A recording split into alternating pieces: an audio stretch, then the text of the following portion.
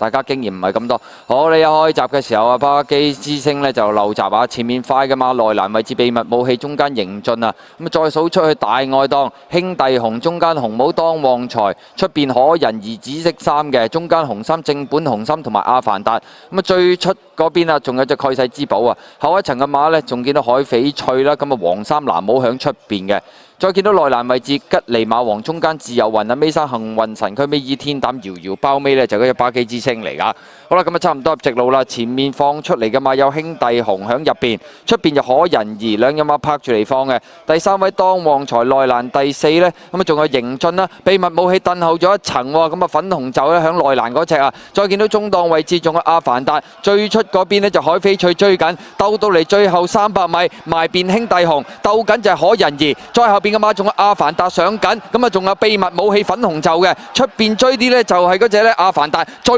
外檔啊就係呢隻巴基之星上緊嚟，最後100米巴基之星大外檔逢馬過馬已經係湧咗上嚟過晒㗎啦，跑第2名嘅馬兄弟紅可人兒，咁啊第4名係秘密武器啊。